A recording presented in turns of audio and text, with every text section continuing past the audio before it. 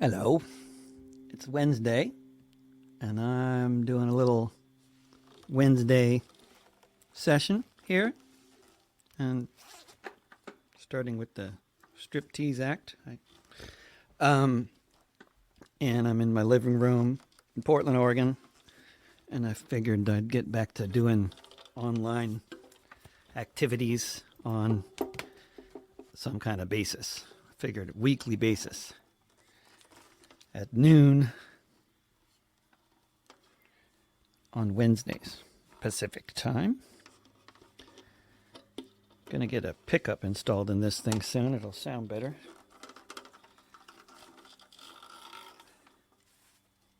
What am I doing? Okay, getting sorted here. Good morning in the Netherlands and Australia. I can see anybody's comments. If you got anything you want to comment on. And I've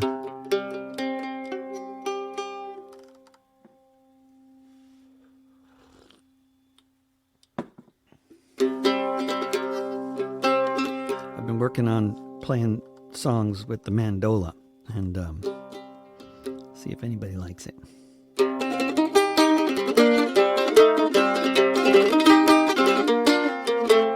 Lincoln's bombing Baghdad, there's a famine in Tigray. Fires are burning in Flagstaff, blocking out the day. The wind blows so fiercely, the grass is turning brown. It's 116 degrees in Portland town.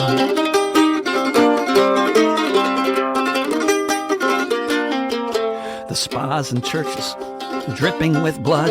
A tower collapsed in Miami, damaged from the flood. Before the summer's over, who knows how many will drown. It's 116 degrees in Portland town.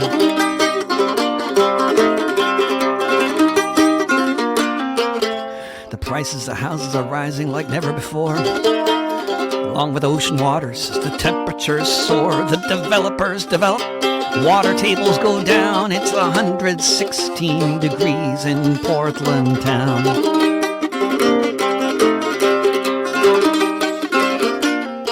In the Congress, they're discussing infrastructure. Whether it should be built to withstand fire, they're not sure. They found a dead man in an RV wearing a thorny crown. It's 116 degrees in Portland town.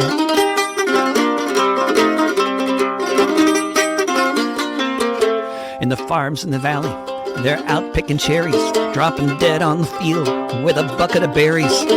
City of bridges, each one like a frown. It's 116 degrees in Portland town.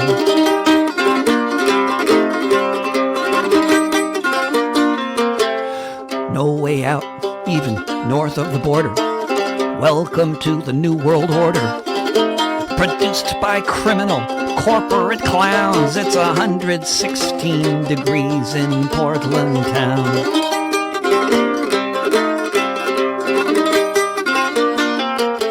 Lincoln's bombing Baghdad, there's a famine in Tigray. Let's see, let's move this a little bit so we can maybe see things a little better. I don't know, let's see. Okay, is that going to be better? I think that'll be a little better. Nice to be able to see the mandola. So, I don't have a plan here. I've been messing around with working these songs out on the mandola lately. and but I haven't been singing and playing the mandola so much as just playing the mandola. But I figured I'd do some singing and sing some mandola songs for you guys, whoever you are.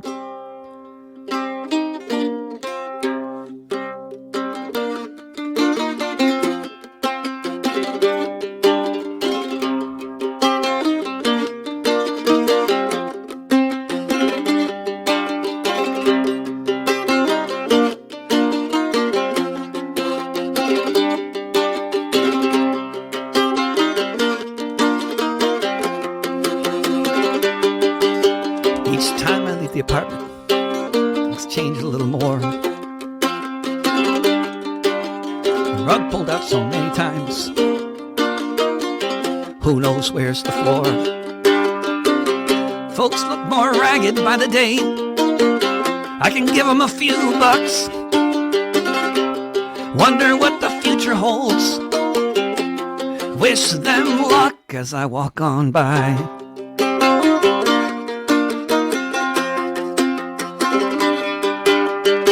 See the people on their porches, chairs out on a deck. Sometimes you can tell which ones received their checks. Which ones are still waiting after all these many weeks, wondering if this is what it smells like up Schitt's Creek as I walk on by.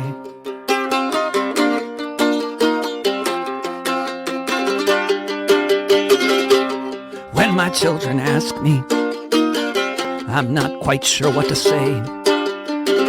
Why the playground's always empty, where the kids all used to play. Why the people cross the street now, whenever we come near. Where did all the people go who used to be here as I walk on by?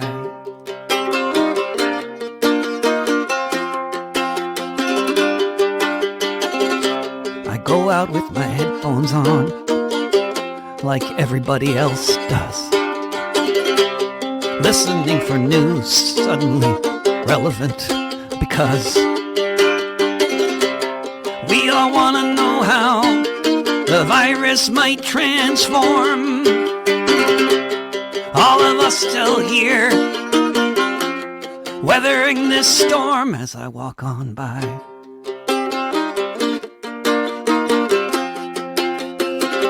As I walk on by.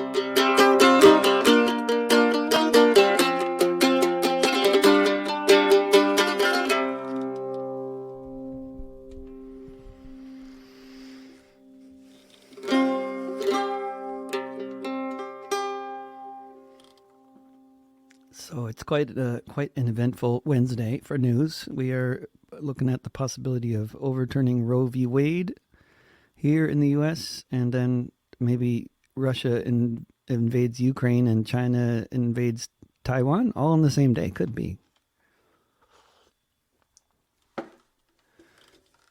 It's not a slow news day.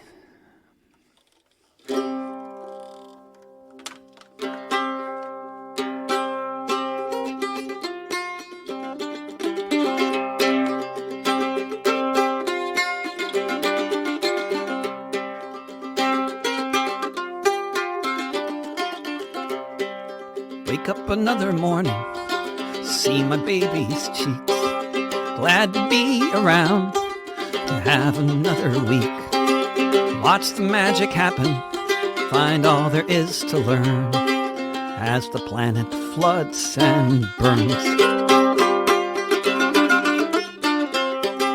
Wake up another morning, grind some coffee beans, turn on Al Jazeera, marvel at the scenes. Towns reduced to ashes while the twisters turn as the planet floods and burns. Wake up another morning, picking on these strings, One more day to be here, find out what life brings. The horizon's red and hazy, that much I can discern, as the planet floods and burns. Wake up another morning, watch the neighbors drive away, heading to a warehouse to work another day, leaving me to wonder how fast this wind can churn as the planet floods and burns. Wake up another morning, see the Twitter trolls complain about the fascists who are living on the dole, demanding safe place in the boxcar and other such concerns as the planet floods and burns. Wake up another morning, see the orange hue, know what needs to happen, don't know what to do. Show me to the ark, where's the bow and stern, as the planet floods and burns. Wake up another morning, in the now again. If I want to see the future, I can count to 10. History, you'll find it in the tombstones and the urns, as the planet floods and burns. As the planet floods and burns.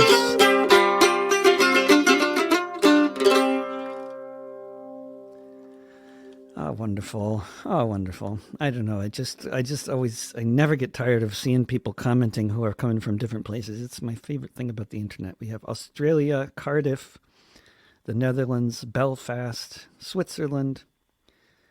Wonderful. And given that we have Cardiff, I'll have to do this song now. I mean, there's other songs I could do based on those random places, but this one works pretty well on the mandola.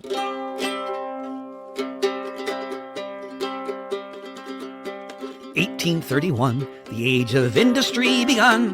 For the working folk of Wales, life was short. With wages cut again, it was only sensible that then folks took over, shut down the debtors' court. The gentry pulled the wire, told their men to open fire and restore the rule of their estate. But as the night descended and the battle ended, the soldiers had all fled behind the gate. They chanted cheese and bread, and our children must be fed in the days when Wales rose against the crown. They chanted cheese and bread with a bloody loaf above their heads. Yeah? When the red flag flew in Merthyr town.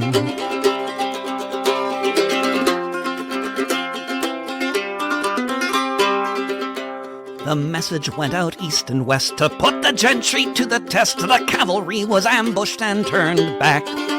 After so long playing defense, the time had come now when the workers were the ones on the attack. They chanted cheese and bread, and our children must be fed in the days when Wales rose against the crown. They chanted cheese and bread with a bloody loaf above their heads when the red flag flew in Merthyr town.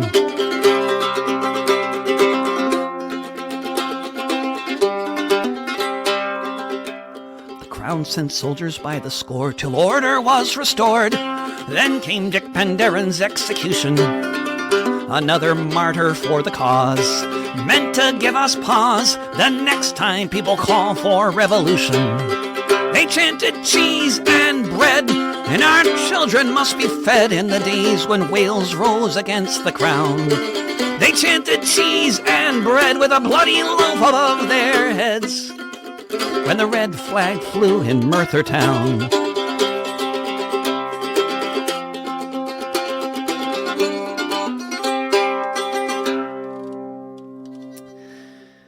I need to figure...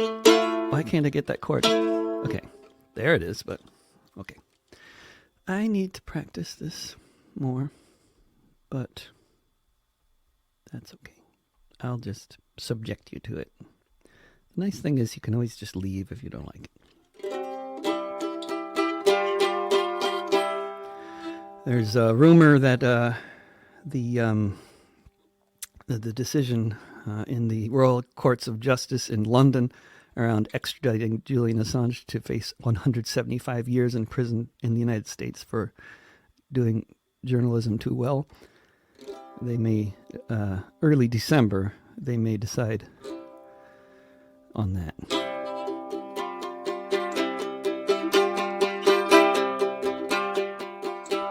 Behind these prison walls, there's a man who's won awards for the work that he has done and all that it affords, such as the knowledge of the horrors committed in our name. They can't stop the message, so the messenger gets blamed. Behind these prison walls, solitary confinement in a land of rolling hills and royalty and other such refinement is someone who is a hero. The whistleblowers everywhere who helped them tell the world of the crimes of Tony Blair. Behind these prison walls, you will find a mortal man. The reason why we know what happened in Afghanistan when the soldiers of the empire, who sunset long before, were torturing civilians in their terror war. Behind these prison walls is a part of WikiLeaks, an eloquent orator, but you won't hear him speak. Locked away in silence, one who knows too well how those in power act when there's another war to sell. Behind these prison walls is one who stands accused of exactly what offenses the U.S. has refused to say precisely which, or to try to clear the mist, or to explain how he's not the same as other journalists. Behind these prison walls is a person they deprive of most of the things in life that keep us all alive. Person being tortured as we stand here now for revealing the war crimes. Why, when, where, how?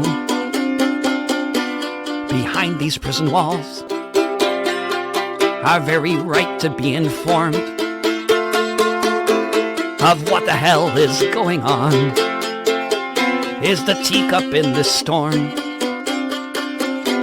With knowledge there is power, so the solution by the crown,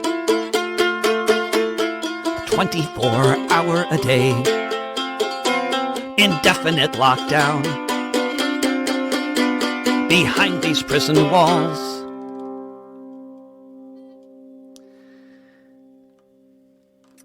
Yes, so I'm kind of figuring out how to play these songs as I go, which is not recommended if you're trying to be a professional, but I'm just doing this, whatever I'm doing.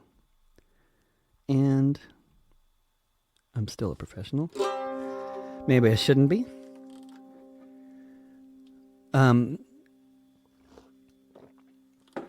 Here's a song you've never heard before. There's going to be a video eventually. The same brilliant Danish filmmaker who filmed that last song I just did when I was singing in front of Belmarsh Prison 2 years ago in London. There's a new video coming out sometime with this song. And, I mean, in case it's not obvious, the song is based on speeches that Stella Morris, Julian Assange's partner and the mother of his 2 youngest children and a member of his legal team and a brilliant activist and organizer. Stella, in her speeches at the Royal Courts of Justice that I was attending a month ago in London, she was often making reference to the Saudi journalist who worked for the New York Times, Jamal Khashoggi, in reference to the fact that, as we know, obviously the Saudi government had it planned to extrajudicially assassinate him when he went into the Saudi embassy in Turkey, which they did. And if the British government had known that the Saudi government was planning on assassinating him, would they have extradited him to Saudi Arabia had they been asked to do so? And I think a lot of people think maybe they wouldn't. But the British government is currently planning, or at least considering the plan, to extradite Julian Assange to the country that has been planning his extrajudicial assassination. As you have learned if you were paying attention to the recent Yahoo News investigation, where they interviewed 30 different former CIA and other security officials who were involved with Assange's imprisonment or house arrest or whatever we want to call it at the Ecuadorian embassy, where they were planning on having a gunfight in the streets of London to be carried out by British police. If it came down to live fire in the streets of London, the British police were planning on firing the shots that would kill Julian Assange. But they're pretending they don't know about this.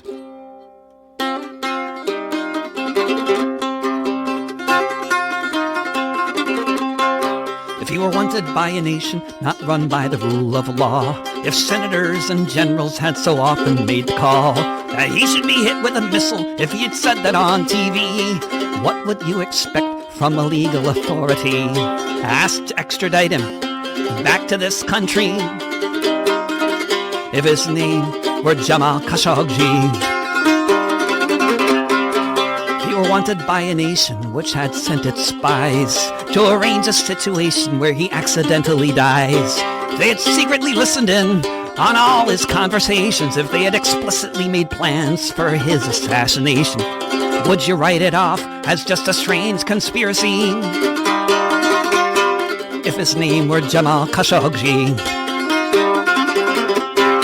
If he were wanted by a nation they so frequently condemn in human rights tribunals held at the UN for torturing their prisoners for the ways they are confined, if the state had a different name, would justice be so blind? Would your courts just hand him over, take him from his family if his name were Jamal Khashoggi? If he were wanted by a nation which committed the war crimes exposed by this reporter so many times, would you just take the word of the head of state who said he would be so happy to see a bullet in his head? If their main witness was coerced, would you send him to that country if his name were Jamal Khashoggi?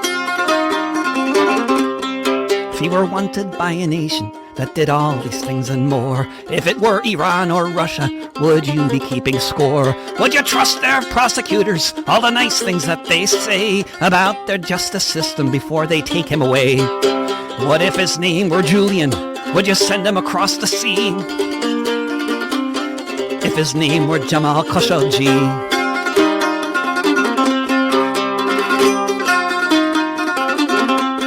If he were are wanted by a nation, not run by the rule of law.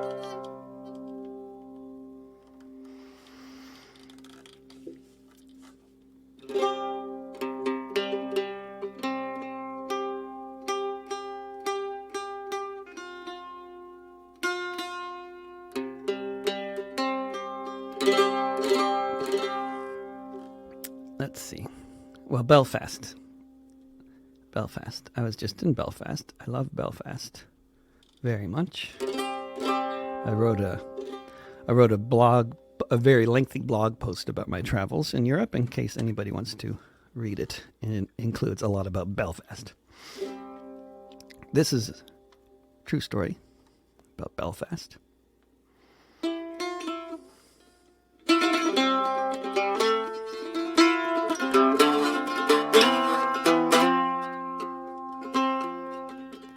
You could say it started long ago. Keep one lifetime in your sights. People were marching for basic civil rights. The marchers were attacked. The press made wild claims. Anything that happened, Republicans were blamed. The mood that was incited, quite intentionally, all over the 6 counties in the Loyalist community, was an atmosphere of hatred. The kind that burns and kills if you live in the wrong house or stand too close to the windowsill. In the pogroms of 1969.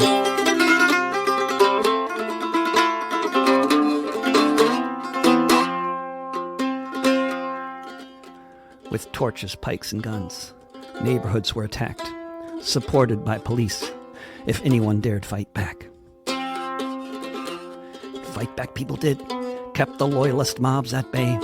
Far more homes would have been destroyed if not for the IRA. Defensive lines were formed as best as could be done. 50 buses hijacked and lit up in the summer sun, surrounding the burned out shells of the houses of Ardoyne, while just beyond them Orangemen sang the Battle of the Boyne. In the pogroms of 1969.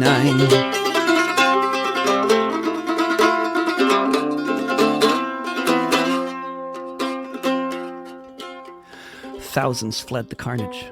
Hundreds of homes burned down. There was a refugee camp in Dundalk as big as any town.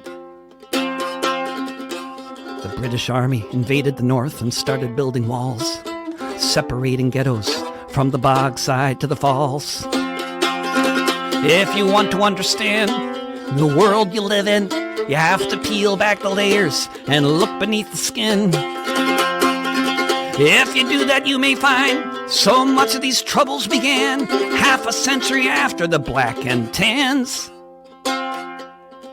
In the pogroms of 1969.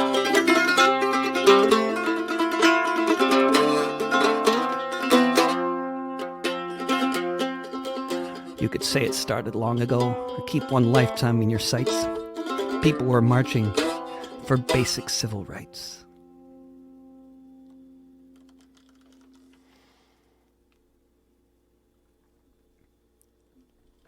Let's see.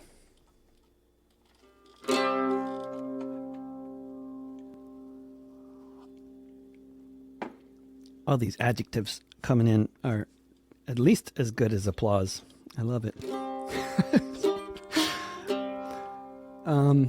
Although the crowd in Denmark, sometime in the, I guess it was maybe summer of 2020, I don't remember. I had a gig for the Socialist Youth Federation in Denmark, and then they were gathered in small groups in different parts of the country, and it was dark there, light here, dark there, nighttime, and they were watching in groups of 3, 4, 5, and holding lighters up, in the dark, and it felt very much like singing for an audience.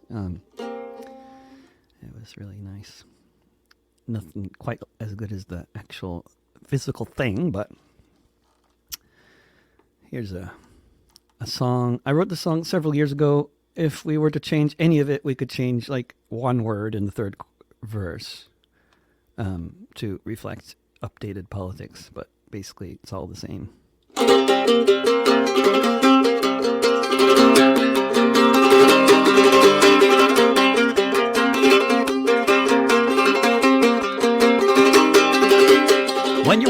2 jobs and living in a tent when a house costs $1 million and you can't pay the rent. When politicians say they'll help, but it keeps getting worse each time the landlord lobby pulls the strings of the purse. When the human right to housing isn't even part of the debate, you know you're living in a failed state.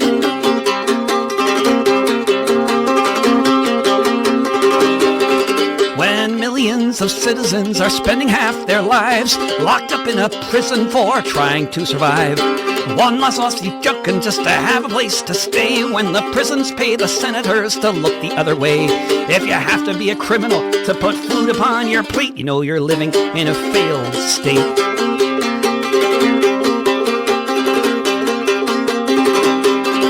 When you're facing climate breakdown, when the trees are all on fire, when half the country's underwater, when a climate change denier runs the nation, and the opposition party votes for oil rigs and pipelines, it's not so much a country as it is a corporation buckling under its weight, you know you're living in a failed state.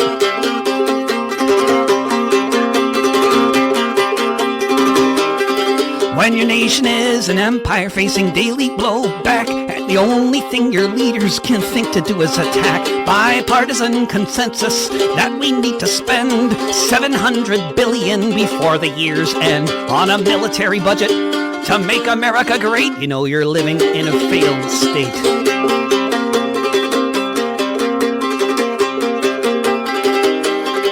When almost every day some psycho with a gun has to open fire on a crowd before it's done. When a high school becomes a free fire zone and all they can say is it's okay now he was acting alone. Buy some armor, pray to God, and hide behind a gate, you know you're living in a failed state. You know you're living in a failed state. You know you're living in a failed state.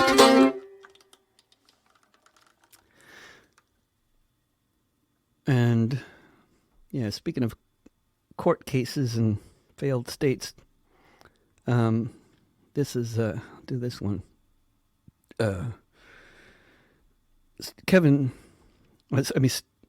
Stephen Donziger is in prison right now.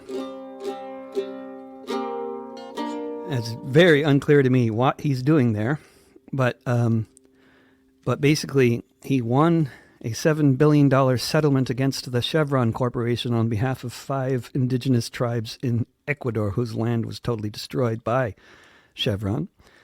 And they have not paid a cent to the 5 tribes, but they spent a lot of money on corporate lawyers, and some of whom have managed to somehow or other get Stephen, sorry, I'm thinking of a different person who's a similar name, also brilliant activist, but Stephen Donziger is in prison in New York State.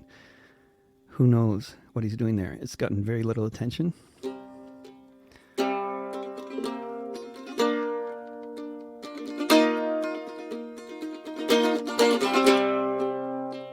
When Chevron came to Ecuador, it was Texaco back then. They did there what they did so many times again. Ocean of sludge stored in pits unlined, no stone unturned, no resources unmined. They called it the Chernobyl of the Amazon. 1,000 square miles, dead and gone. When Chevron came to Ecuador, it was a dictatorship there. What happened in the Amazon, they didn't care. As long as they made money, let the oil flow where the waste went, no one wanted to know, and if they did, they could be bought. And if not, they could be abducted, tortured, and shot. When Chevron came to Ecuador, the location was preferred by the oil corporation. Because they had free reign, there was no oversight, and if anyone complained, then one night they'd not be seen again. It was a torture state. This was why Chevron thought it was so great. When Chevron came to Ecuador, it was paradise on earth. They turned it into a land of stillbirth. They left behind the ruins and took all the loot. Now they're trying to silence the ones who brought the lawsuit. Why was Donziger detained? a corrupt judge knows? And where are all the billions that the company owes? When Chevron came to Ecuador, when Chevron came to Ecuador,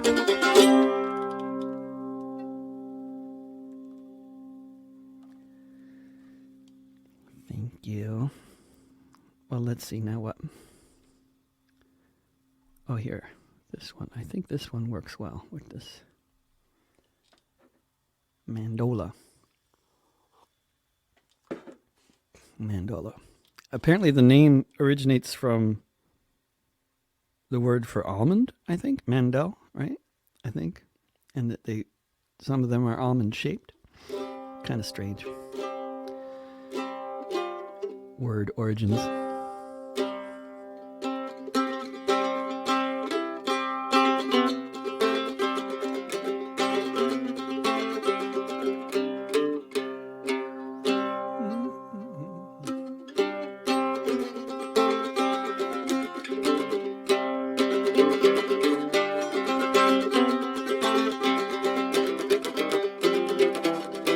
Try that again.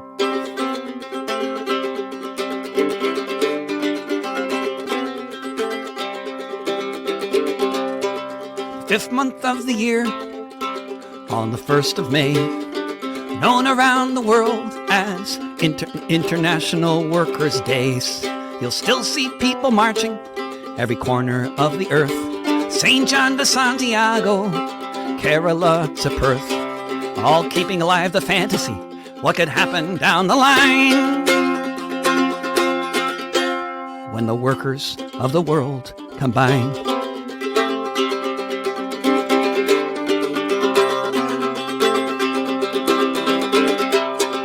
You can see us gathering early in the morning.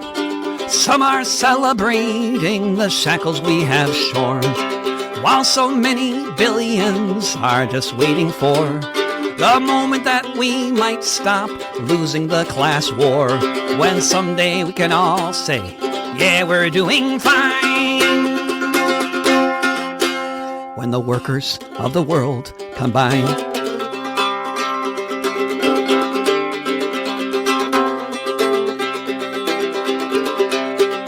When that time arrives, maybe it looks like May Day, like a festival that comes home and doesn't go away.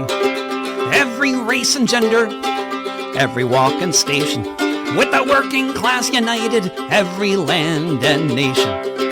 Then just watch what happens when we follow the same sign. When the workers of the world combine.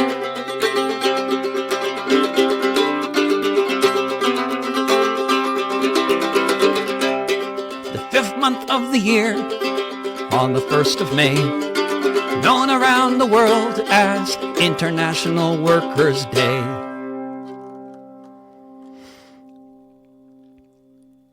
I worked these songs out on the mandola, and then I didn't practice them at all. I think I said that already, but that's kind of the it's gonna be good next time. By the time I give this concert in like 6 months, it'll sound good.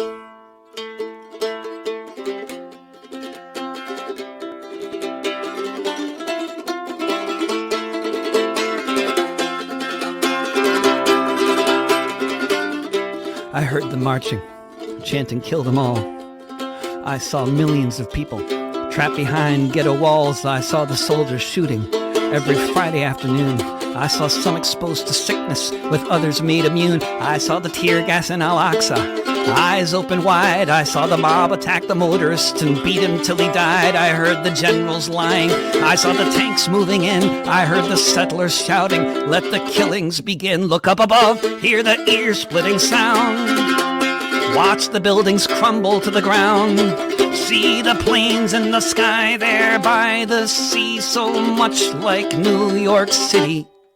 I heard the wailing voices of the dying and forlorn, of the kids who couldn't get out, those who weren't warned. I saw all the schools and hospitals in pieces there still, from the last time the IDF came to maim and kill. I saw the brave children with piles of rocks facing tanks demolishing city blocks.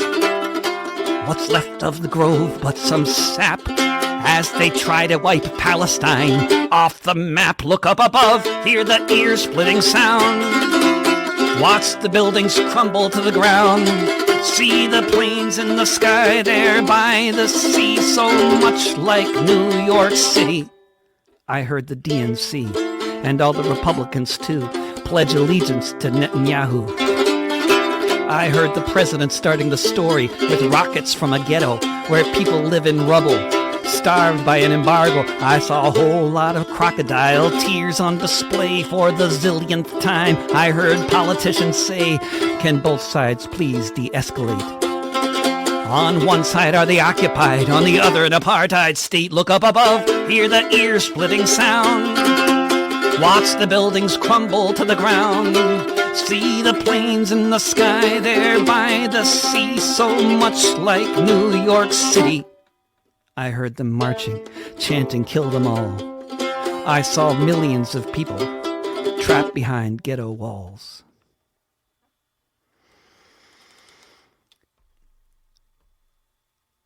That's this one. Here's a good one for this instrument, sung recently in Belfast to great effect.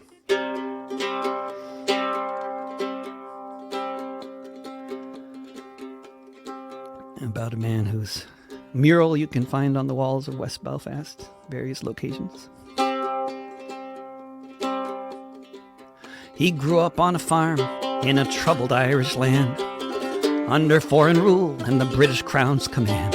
His father fought for Ireland 50 years before, but the Free State cut their losses and the English won the war.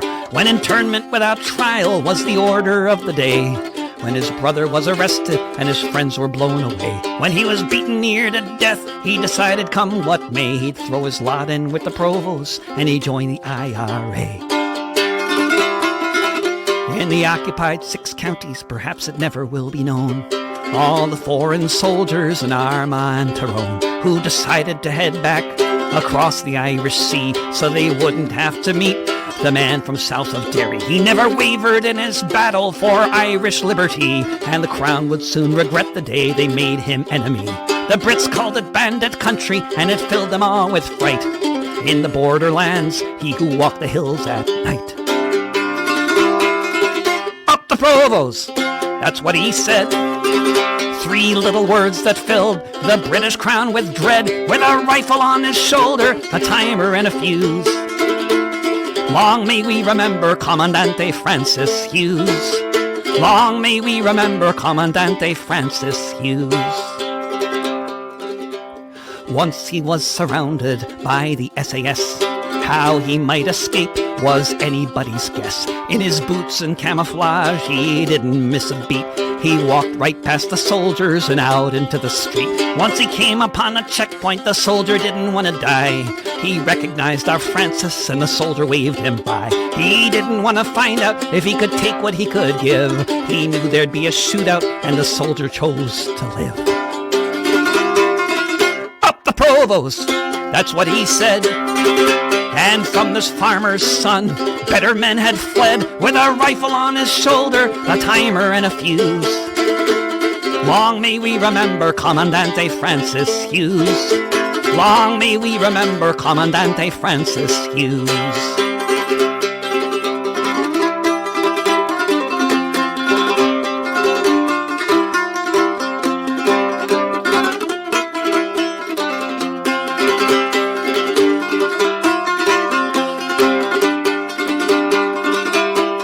He was the North's most wanted man, with his photo everywhere. But he eluded capture with his wit and dyed blonde hair. For 6 years he was active, 3 times as long as most. He became a legend north to south and coast to coast. He came upon 2 soldiers out one night on patrol. They shot him in the firefight and the bullets took their toll. He crawled off into the bushes, but they found him the next day. Put him on a stretcher and carried him away. Provost, that's what he said. With a shattered bone and a body full of lead, with a rifle on his shoulder, a timer and a fuse. Long may we remember Commandante Francis Hughes. Long may we remember Commandante Francis Hughes.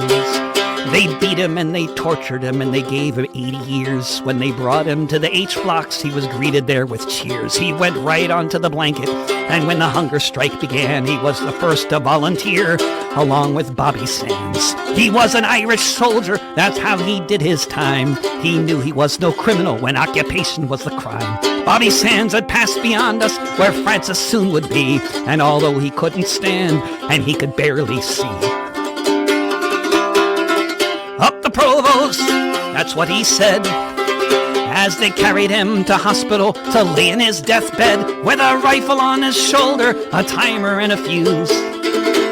Long may we remember Commandante Francis Hughes. Up the Provost, that's what he said, and soon there'd be another standing in his stead, with a rifle on his shoulder, a timer and a fuse. Long may we remember Commandante Francis Hughes.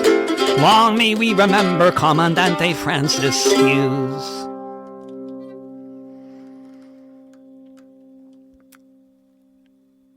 I'm glad some people like that one. Let's see. What else? What else do I have here that kind of... Oh, this one.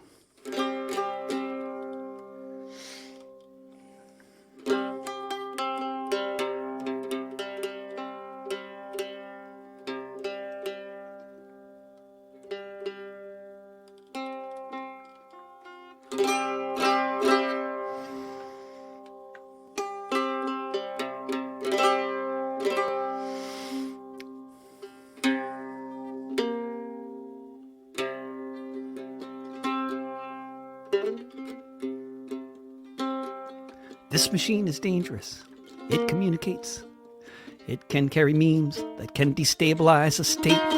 It can carry rumors, whether true or not.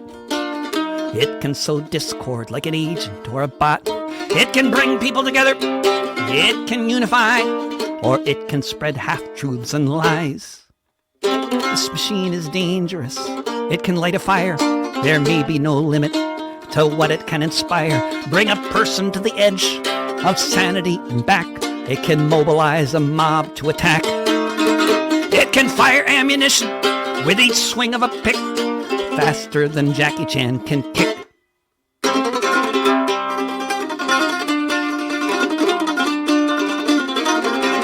This machine is dangerous. It's locked and loaded. Each string is a grenade that hasn't yet exploded, because it exists here in the world, on the net. Whether it's on Twitch or on your TV set, with words ideas can spread, each one a potential bullet in the head.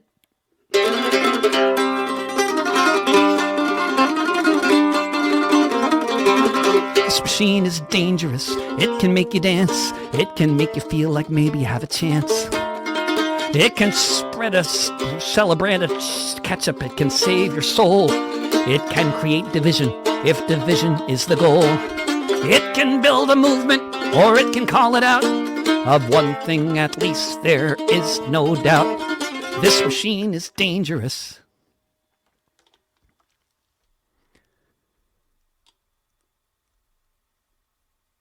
Let's see. What was I thinking of?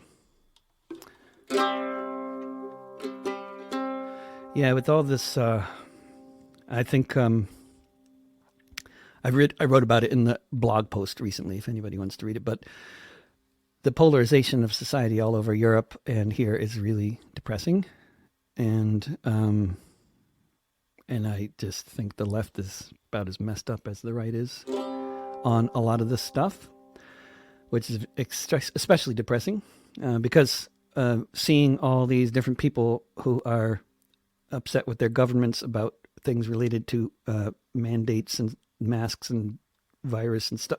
I mean, those of us who are all for getting vaccinated and wearing masks and all that, like me, for example, we can easily look at this movement as a bunch of right-wing wingnuts, but it's not, in fact.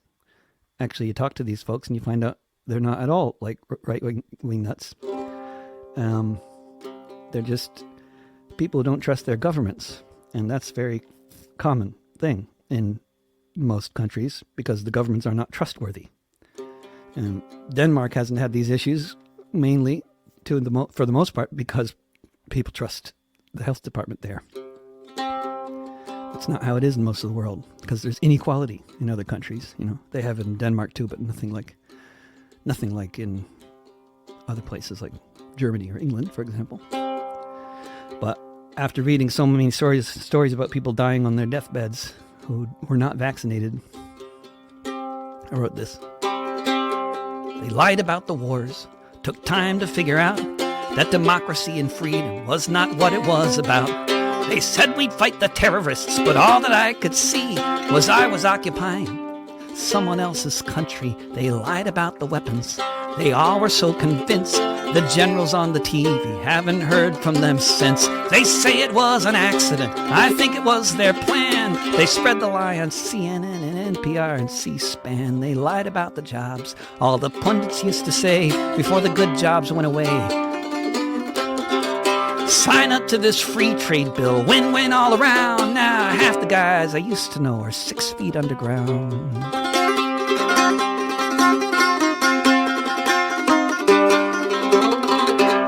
Lying is all they seem to do, looking at us on TV. They pretend they care, but it's all about the money, which anyone can tell. If you have half a brain, why I should believe them now. It just seems insane. Talk turned to the virus, what we all stood to lose. I was not the only one who thought it was fake news. I just went about my life like I normally would do. So maybe I'll catch a cold, I thought, or a little flu.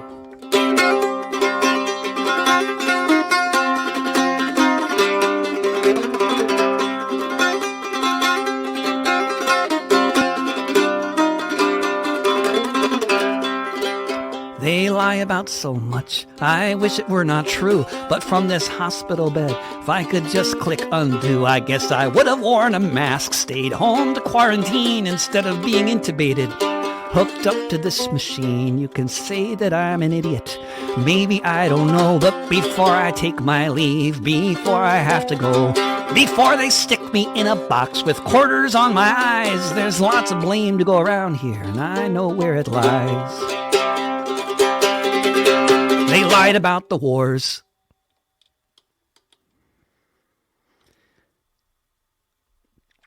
Well, what else? Let's see. Something else here. Looking through my... Yeah, we'll do that one.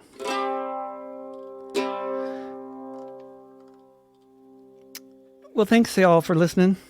I'm going to do one more song in this little Wednesday concert. I'll be back on another live stream thing, perhaps with the mandola, perhaps with another instrument, perhaps, I don't know what I'll be doing. Maybe it won't even be music at all.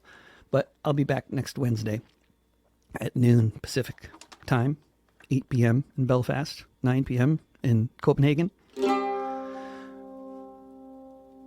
Some ridiculous time in the early morning in Australia. My name is John Riley. I'll have your ear only a while. I left my dear home in Ireland. It was death, starvation, or exile. When I got to America, it was my duty to go. Enter the army and slog across Texas to join in the war against Mexico. It was there in the pueblos and hillsides that I saw the mistake I had made. Part of a conquering army with the morals of a bayonet blade. So in the midst of these poor dying Catholics, screaming children, the burning stench of it all, myself and 200 Irishmen decided to rise to the call. From Dublin City to San Diego, we witnessed freedom denied. So we formed the St. Patrick Battalion, and we fought on the Mexican side. We formed the St. Patrick Battalion, and we fought on the Mexican side. We marched neath the green flag of St. Patrick, emblazoned with Erin Goldbra, bright with the harp and the shamrock, and Libertad per Republica. Just 50 years after Wolftone, 5,000 miles away, the Yanks called us a legion of strangers. and they can talk as they may, but from Dublin City to San Diego, we witnessed freedom denied. So we formed the St. Patrick Battalion, and we fought on the Mexican side. We formed the St. Patrick Battalion, and we fought on the Mexican side. We fought them in 5 major battles.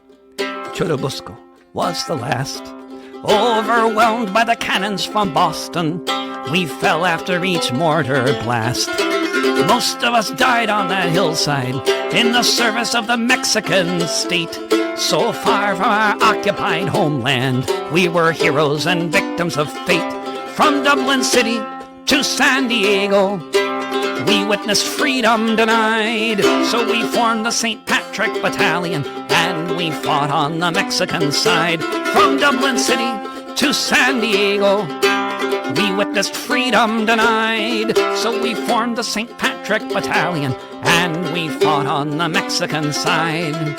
We formed the St. Patrick Battalion, and we fought on the Mexican side.